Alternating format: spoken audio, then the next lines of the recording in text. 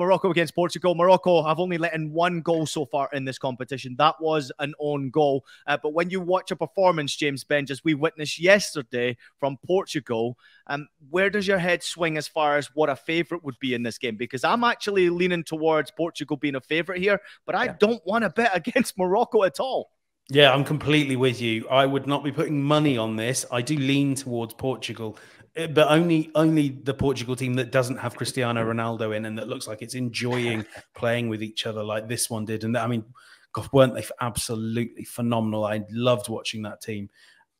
Just a breath of fresh air after all the rubbish that Fernando Santos has served us up so that Ronaldo could get 2 goals. But Morocco are fantastic. You know, not just that they kept that clean sheet, they didn't give Spain any good chances until that Dani Olmo miss. I think that was the moment that Spain got above half an expected goal. So I'm not taking anything Morocco do for granted. And as I've said here, and we've all said so many times, just look at the players. Even if you know, a lot of times we talk about this as plucky underdogs with a good system. These guys have got Mazraoui and Hakimi at fullback. Sofiane Amrabat, I think, is up there with the best players of the tournament. There's quality right across this team. So I'm giving it to Portugal because Portugal have, you know, Bruno Fernandes, Bernardo Silva, Ruben Dias, all these players. But like 55-45 is where I'm at with making Portugal favourites. Yeah, gosh, this is the one time I'm going to go against Africa. First of all, shout out to what Morocco has done. Defense first. As I said it every time we've highlighted them, this is a team that likes to defend first and hit on the counter. But I go back to that Spain game. Spain had 2 golden opportunities. The Gavi miss, where a commentator who will not be named had a shot at Lukaku during that game. But the Gavi miss, I think this is a Portuguese team that if you give them the 2 chances that Spain had, they bury them. If they don't have the killer instinct that Spain showed, then Morocco, the longer this game goes 0-0, it tilts towards Morocco. They do have a very good goalkeeper in Banu.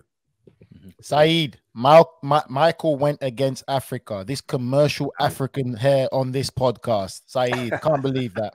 Listen, when you look at Morocco play with the enthusiasm, the freedom, and the love of old classic World Cup teams we have seen. The reason why we love the World Cup. There is going to be that freedom there. I agree with James. If Portugal don't play Ronaldo, they have a great chance. They have a great chance because whether people can see it or not or choose to see it or not, Ronaldo is a distraction in this team. He makes the players' dynamic and freedom completely change to be Ronaldo-centric, which disrupts this team. Ramos, fantastic form, great play. João Felix, we talked about how he's playing. But Morocco is not just playing for Morocco. It's Gabriel Jesus calling you there. Go ahead, Nigel. Sorry. Morocco is not just playing for Morocco. They are playing for the continent of Africa. The whole of Africa, apart from Michael, is back in Morocco. Geez. And I feel, just for me, with how they are playing, with the passion, the commitment, and what I've seen, and James has named some of the top players in their team, and they've been absolutely sensational. I'm going to go 51% Morocco to win this. I'm going to go for Morocco to cause the upset against the Portuguese. I'm telling you.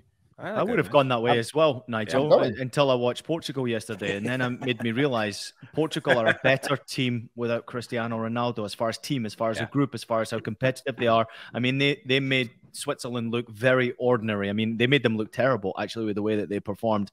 I just think that this Morocco side with the fans in attendance, with the atmosphere in their favor, I mean, they could have been playing that game in Morocco. It could have been Casablanca. It could have been like home crowd all over this game, because every single touch, every single attack, you felt the energy. And even blasting through your speakers, it was pretty special to see that. Can Portugal handle that situation? Can their players step up? Can these youngsters step up? And, you know, you have a great performance, obviously, against Switzerland from Goncalo Ramos. Can he do it again in a big game against a team that doesn't concede many goals? There's big questions to be asked about this one. This one might be another close game. I mean, I thought they made Spain, in my opinion, look vulnerable. They attacked Spain. They didn't just sit back and defend.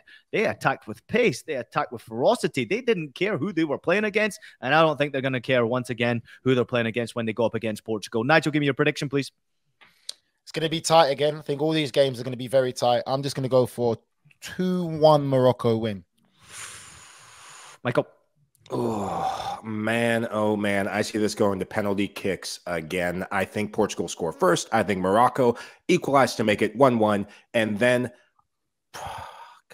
pains me to do this. Portugal winning penalty kicks. I'm sorry, Morocco. James?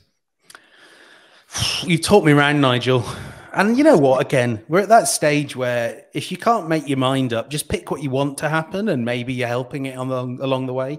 Let's say 2-1 to Morocco after extra time. I think Portugal will be too good for this Moroccan side at the end of the day. If Portugal turn up and play on the day, then great. But Morocco, if they can grab a grip of this game early on, this is going to be a very close game. And the boys might be right. We could be seeing a victory for Morocco and another victory for African soccer once again.